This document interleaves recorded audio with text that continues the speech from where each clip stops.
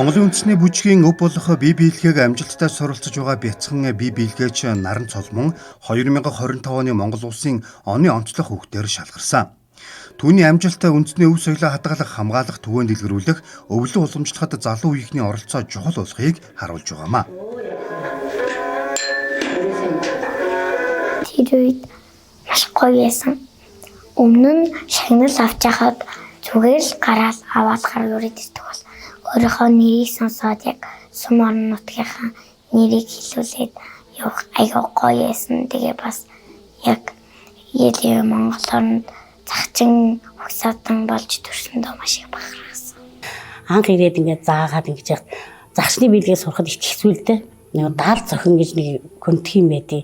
Тэгээ хүмүүс чинь ингээд нэг даал зогч ингээд яг ихцээр ингээд унаа зогчдод маа загчин тэхгүй гидс сурагч ингээд төмбиж ягаад нуруу нь ингэж хотоож байгаа. Тэхгүй нэг далаараа зогтуулаад энэ анх ирээд явж байхдаа манай өвлжээсэ.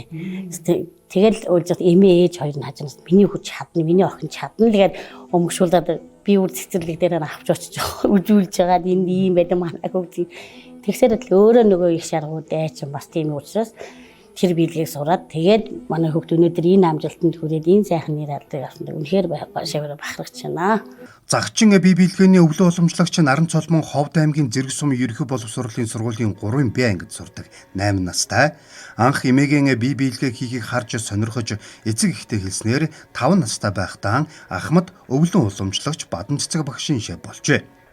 Улмаар Монгол бие биелгээг өвлүүлэн уламжлуулах, оршин тогтнох чадварыг докторжуулах төсөлд хамрагдаж, загчин ухсаатны 13 төрлийн бие биелгээ сурсан байна. Хажуу талаас нь очих шаардлагатай. Миний дараагийн зорилго бол яг бие биелгээ гэдэг зүйлээ улам дэшээ түгээгээд яваад илүү олон хүүхд бие биелгээ сураад дэлхийд илүү олон бие биелгэж төрөөсэй гэж үзэж байна.